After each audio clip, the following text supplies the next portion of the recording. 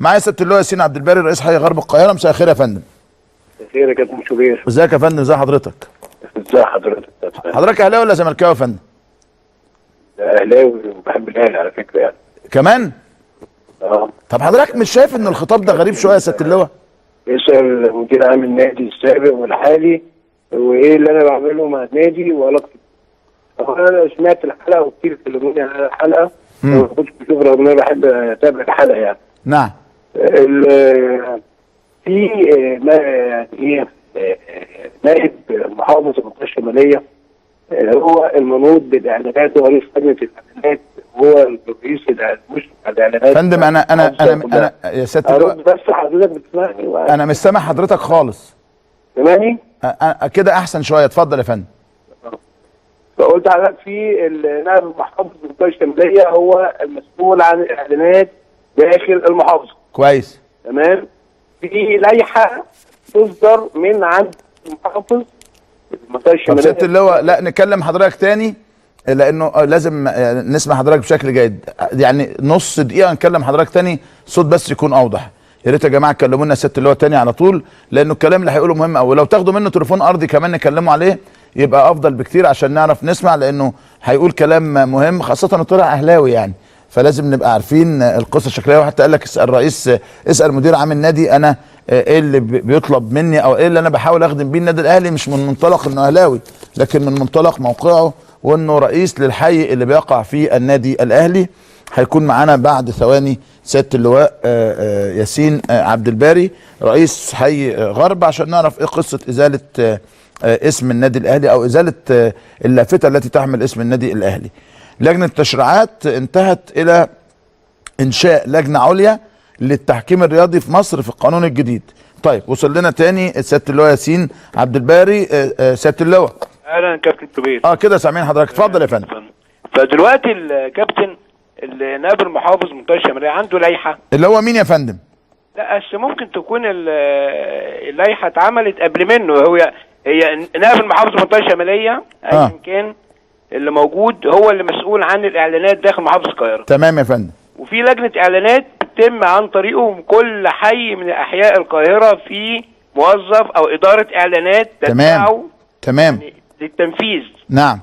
التصديق على الاعلان ووضعه في الحي اللي في نطاقه الاعلان هيتم يعني. تمام يا فندم. المزايدات عليه واي حاجه. تمام. رئيس الحي دوره في قصه الاعلانات دي كابتن ان هو يتابع ما يعني يجيله من لجنه الاعلانات. تمام. ومن الاعلانات اللي داخل الحي بتاعه. تمام يا فندم. نيجي على الموضوع بتاع النادي الاهلي. انت حضرتك التلفزيون قدامك يا فندم ولا لا؟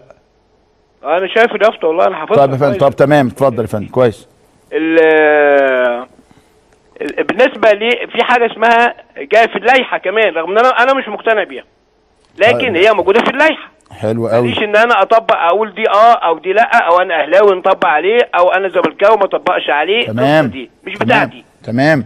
اللائحه بتقول لو انت اعلنت عن نفسك كفندق او كنادي او كمستشفى ايا كان الاعلان عن نفسك تعلن عن نفسك وليس ان انت بتستدر ربح من خلال هذا الاعلان. نعم. فبالتالي هذا الاعلام يقول لك لازم يرخص من الوحده او من الجهه الاداريه اللي هي منوط بها الحي اللي في نطاقه المكان. حاجه بقى رئيس حي بره عنها خالص كابتن شوبير اهو. نعم.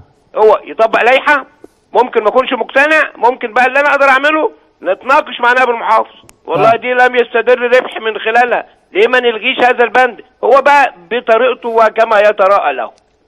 طيب. لكن حضرتك تقول لي ان مثلا يتعرض عليا حاجه ما قراتهاش ومضيت عليها من غير ما اقراها. لا انا قاري بس زي ما بشرح لحضرتك على الهوا كده. طيب فندم استاذنك نختلف بقى ممكن؟ نختلف. طيب كويس احنا اتنين اهلاويه بقى زي بعض يعني مفيش مشكله يعني.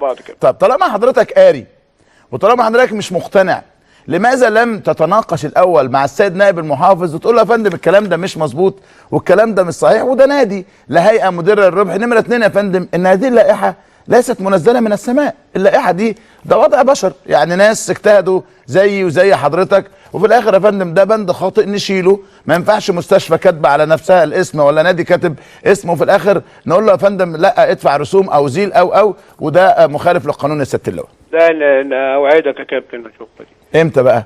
ده على طول، ما انا. طب يعني هنشيل اليافطه ولا هنخليها يا ست اللواء؟ قلنا دي تبع بقى هشوف الموضوع. انا على فكره ليه بتدخلني في جمله مفيده مع النادي الاهلي اللي احنا الاتنين بنحبه يعني.